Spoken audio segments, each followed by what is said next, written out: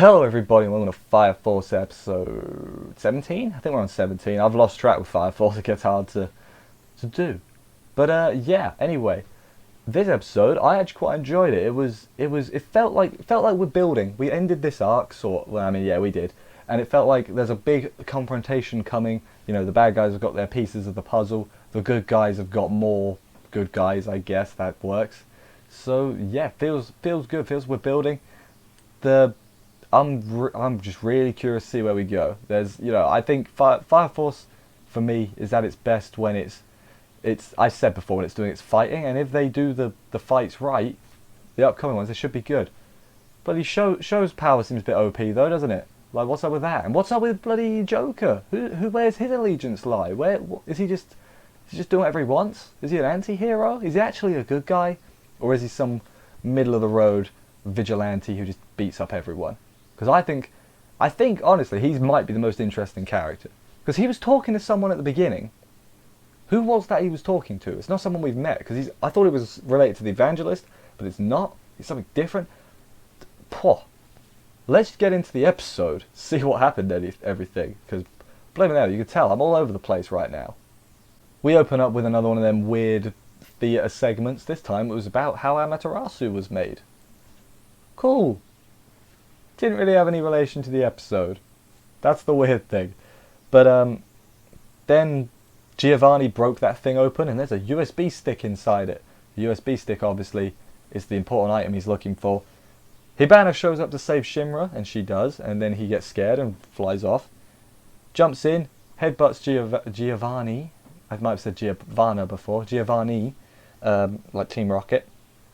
Hibana helps Arthur, she gets rid of all the clones and then does her magic thing, and it just takes everyone out, takes out Arthur as well. She doesn't care about Arthur, she only cares about Shinra, because she only cares about Shinra, that's why I've got nothing. Shinra is outnumbered in the thing. The what's her name? Lisa's flames, they're like magnets, so they like magnetize to him and tangle him up.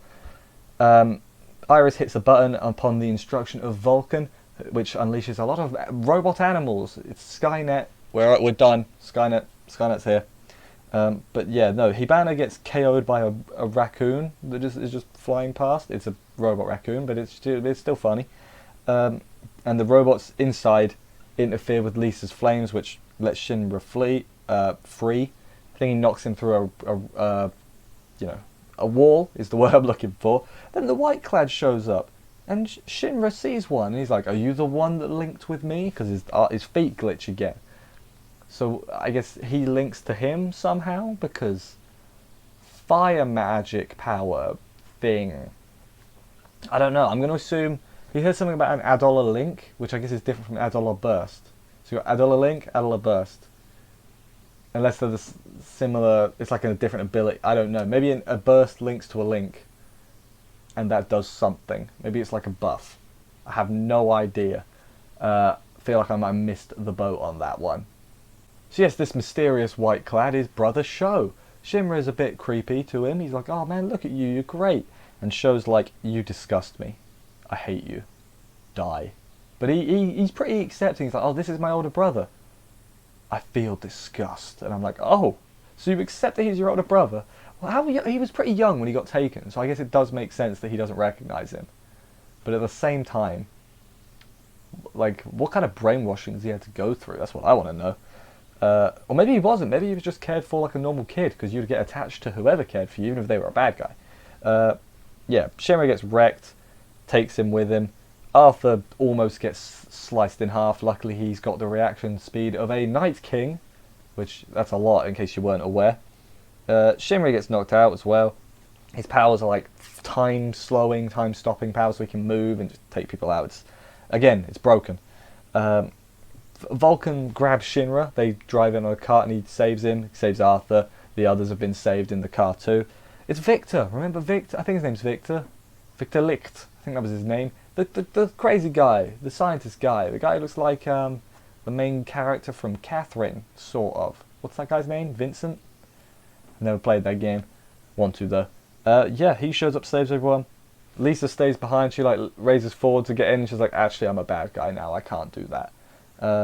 But yeah, then they get attacked again. Sho like zips in front of the car, and he's like, I'm gonna take you out now. But then he gets stopped by Joker, who just, I forgot about. He appears out of nowhere. He's like, oh, I'm gonna fight you now, Sho. And at that point I was like, oh, so they're not aligned?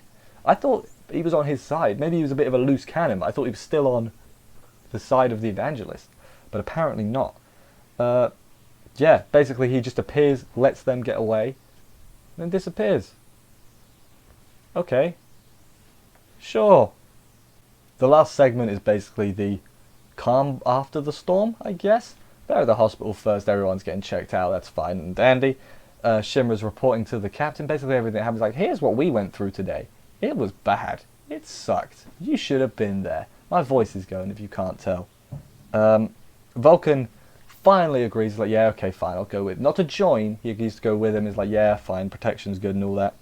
Shinra apologises that they couldn't save them, and he's like, it's fine, we're bros now. They bond, they even bro fist, that's how you know they're bros. Hibana confronts Victor because she thinks he's bad, because everyone thinks he's bad. It's too obvious for him to be bad, isn't it? He's not going to be bad because it's just so obvious. But he was up to something, weren't he, last week, or 2 weeks ago, 3, however many weeks ago it was. So he's done something with him. Everyone is fine, so they head back home, yada yada yada. Dinner shenanigans, they all have dinner, and it's great. There's no Tamaki, apparently her lucky lecture crap is off at the moment, which, good, let's keep it that way, because this, you know, that was I'm glad they've turned that off, because it was bad. It was bad. Yeah, they invite him to join the 8th again. He must be getting sick of hearing it at this point. First, though, they head back to the workshop with him, and he goes to the graves and is like, I tell the story of what's happened to his thing. He's like, I'm sorry, I'm breaking our family promise, I'm gonna join the 8th. So then I guess he does. There is a post-credit scene. Shinra and Tamaki cleaning saw this, and I felt my heart drop. I was like, oh no, there's a lucky lecture thing coming, isn't there? Luckily, ironically, there wasn't. It was instead, Vulcans put a skull on the gate, which is exactly what you should do. Well, maybe not the gate, the church. Again, it's a skull. Maybe not the thing you should do for your government sanction. Oh, I guess it's government sanctioned fire, you know, people.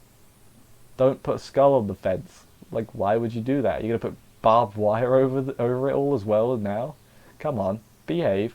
And that was the end of the episode. I enjoyed it. It felt, despite being like the finale of the arc, it felt a bit like they were setting up for something big. So hopefully they do. The bad guys have got the key to Amaterasu, so I'm assuming they're going to attack there. Maybe not even attack it, maybe just turn it off, because they've got the key. Maybe they'll do that at some point. No idea what's going on with Joker. I think he's going to continue to help the good guys.